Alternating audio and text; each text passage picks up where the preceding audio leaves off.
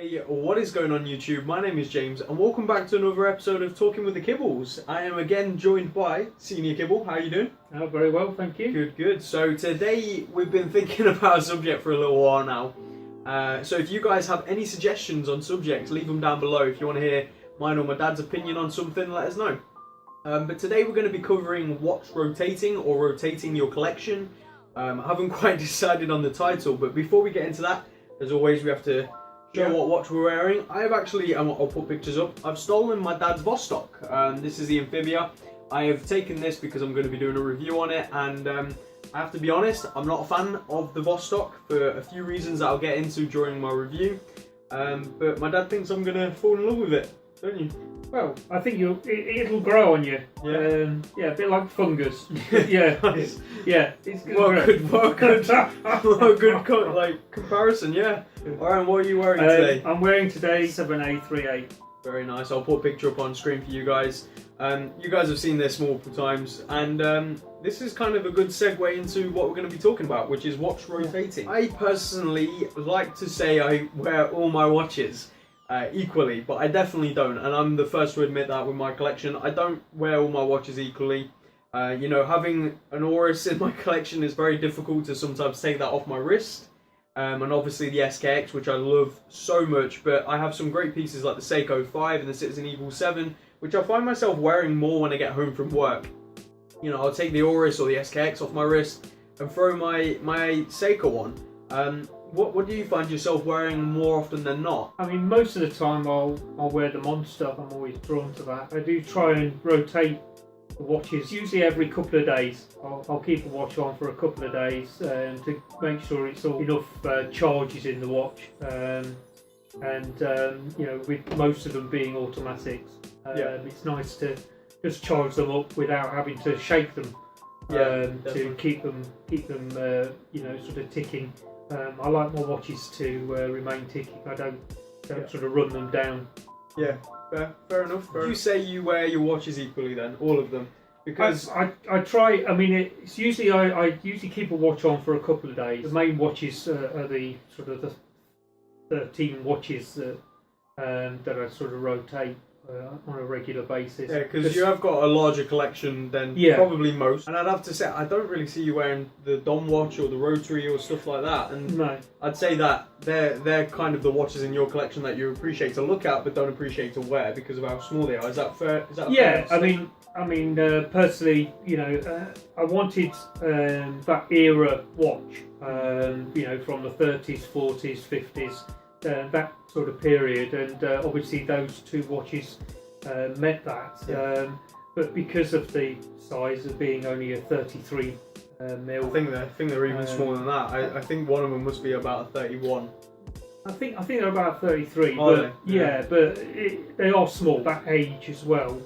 You have to be a little bit more careful wearing them, especially when it rains and things yeah, like definitely. that. I find myself doing that just with my not my Seiko 5 because that's a 1997. That one's perfectly fine, but my Citizen Eagle 7, and I think that's an 84. And I find myself being careful with that one because I just feel like it's fragile, even though I know it probably isn't and could take a beating. I don't want to risk it, so I find myself literally babying it, I guess you could say. I wear it when I get home from work. I don't really wear it out, you know. It's like the Jubilee bracelet, most comfortable bracelet ever, but I have to say after a certain amount of time it becomes the most fragile bracelet ever because of the links, because of how much gap there is. Yeah, they stretch, they get caught, you know, they get caught on each other as well.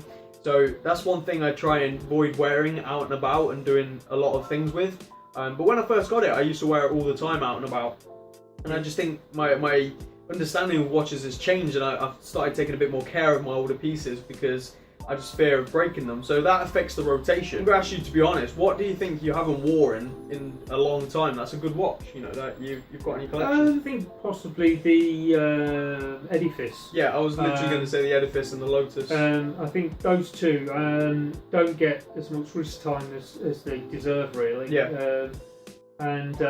You know, I mean, I find actually the Edifice is a little bit heavy.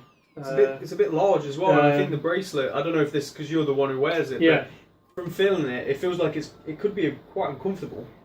It's not uncomfortable, it's quite heavy, that's what I notice. I think because even the Monster, is a substantial watch, but doesn't seem to have the same weight as the Casio. I don't know why. I've got a feeling maybe due to size, because the edifice is larger than I think maybe where it sits on your wrist as well. Potentially, it could be affecting. Like, I know it's a really strange claim, but it could be that. Yeah.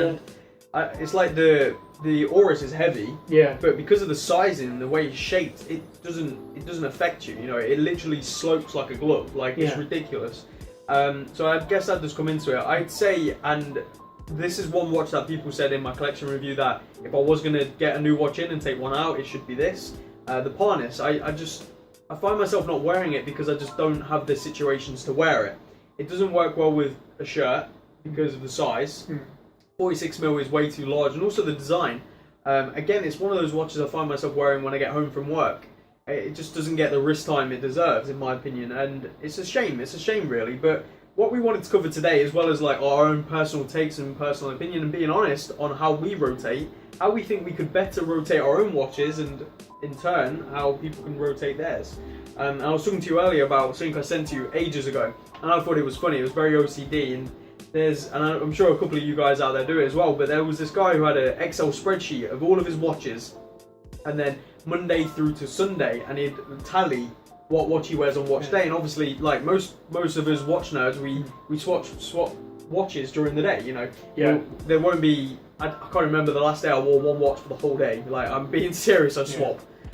So they tally what they wore, and then they could keep track of what watches they're wearing and what watches they're not. So then maybe go, should I keep it? And I think that's a good way of telling what you actually wear, knowing your own habits with what you wear more often. What do you think? I think it works in certain respects, but then when you're looking at especially the older watches, then they're not going to get the wrist time because of what they are. That you've got to be more careful with and not wear them on a daily basis. It's just that you're afraid that the mechanism or whatever is fragile, and just movement and etc. can affect them with accuracy and all that kind of thing over time. Obviously, the movements need servicing and that kind of thing. And I think doing the spreadsheet, you find that you can't control yourself with not being able to swap your own watches without having it on a table. Fair enough, but for me personally, I don't go that far. I've got enough willpower to exchange watches as I wish, to just suit the mood really of how I feel on the day. There's days where I'll wear the System 51 just for the fun of it. The system is good in certain ways, but I think as your collection gets larger, it gets more difficult because obviously there's not enough days in the week. And I have to be honest, the moment, and I can understand the spreadsheets, I really can, because I am quite OCD with how I do things. So for me, I'm like, I want to know for myself what I tailor more towards. But I also think that sort of stuff can ruin collections. It can ruin that whole spirit of a collection. The moment you I can't say the word, autonomate, what was that? Like, you build a structure to something that it should be pure enjoyment, is the moment it stops becoming pure enjoyment, and it becomes more of like, it's Monday, I should wear this watch because the whole week I wore these watches, and it shouldn't be like that. It should be, like you said, emotion. It should be based on emotion, which is what it should be like. And like I said, I understand it, but so I guess what we're trying to get to here is emotion should be what makes you wear what watches. You shouldn't feel bad, and I've heard it so many times that they will be like, this watch I don't wear anymore. Jay Anthony says it quite a few times, that he's got watches that he hasn't worn, they just sit there, and he feels bad about it. I don't think you should feel bad about it. At the end of the day, you still appreciate them watches. If you absolutely hate the watch and you've still got it, then maybe, you should feel a bit bad. But if you've got it because you like the watch, you just don't like wearing it, who cares? You should base it off emotion. And there's another question I want to ask, because before we really looked into this hobby, it was mainly quartz that we knew, right? That was the basic, tick, tick, tick, tick. I mean, I mean, when I was a kid, I had Timexes. Manual wind. Yeah, and Secondas. My first, sort of expensive watch was the Citizen Eco Drive. Before that, they were all just, sort of beetle watches. Just wanted something that was reliable, and quartz Secondas were the way that I went. I got one for my birthday, and my dad had one. A gold-plated one, I remember, in the 80s. Nice. It was lovely. A Seconda, and it lasted 20 odd years. I've got two Secondas. Absolutely fine. 2 quartz Secondas. I had a vintage manual wind one, which I broke and everything. You guys know that story, but yeah, two quartz ones. They're both still going fine. Though I did open one of them with a pop case back, and I haven't managed to put it back on yet. But the movement inside. Awful. It is awful. Yeah. It's really cheap. It's awful. But the thing's still going really strong, so I can't really knock it too much. Yeah. But yeah, the question I was going to ask based on that was, now we know quite a bit about watches, or not quite a bit, but our knowledge has definitely improved a lot. Yeah. Do you find yourself tailoring more towards automatic and manual wind pieces, and maybe not giving the quartz pieces the time they deserve as well? Because the 2 watches you said you haven't given enough time, they're both quartz. Yeah. I mean, I think I just love the sweep of an automatic and manual movement. I just love that, synchronous movement. It's just a pleasure to watch. Definitely, it's literally a living object on your wrist. Yeah, you feel the beating heart, and you can hear it on some other watches. You can hear the tick, which with the quartz. You don't get that. Some of the quartz you get a low rumble. Yeah. I think that obviously the electronics and things inside. It's. So you do find yourself being a bit more biased. I do now. Because But before you used to weigh in 24/7. That was your watch. It was. I mean, it got battered to death. It did. I wore it every day. For 10 years. I never really had the drive or ambition to collect watches. To be honest, it just sort of happened. Because we're getting a bit more personal now, and obviously, if you don't want to speak about it, that's fine. But when you was doing your job before, you were on a pretty decent wage, right? Like you could have probably gone for I don't know how much you were exactly earning, but maybe like a Rolex or something. But you never had that urge. Or even an Omega. I mean, at the time, I could have afforded one. Yeah, but you was just content with your Citizen.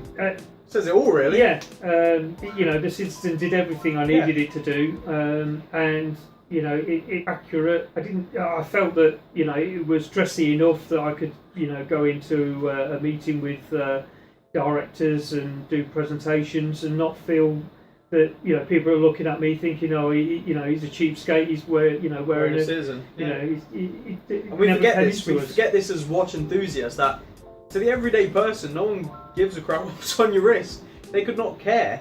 Like you could wear a Michael Kors quartz watch to a business meeting, and no one would flash an eyelid. No. And the boss could be wearing a Rolex. No one would care either. It's one of those things like, and we forget it as watch collectors, but we're going on a complete tangent here. So to bring it back. Yeah. We'll probably end it here. The Talking with the Kibbles, the reason I've named it Talking with the Kibbles is because we can't stick to the subject ever. No. We go on 20 million tangents, and that's why I've called it Talking with the Kibbles rather than like a specific thing, because it's never going to be that. You will give us a question and we'll drag it into something else, I tell you. But the point we were getting to is watch rotating should be a thing. You should appreciate all your pieces, but don't make it become a chore where you have spreadsheets unless you're that kind of person, but base it on emotion. Like my dad was saying, he just sometimes wears his System 51 because he wants to wear something fun. That's what it should be about, emotion. At the end of the day, it's a collection, it's not a chore. Don't ever make it become a chore. But I think we'll end it there. If you guys have any questions, let us know down in the comments. If you enjoyed this series, be sure to leave it a like, and we'll see you all again in the next one. Take care and peace out. How long was that?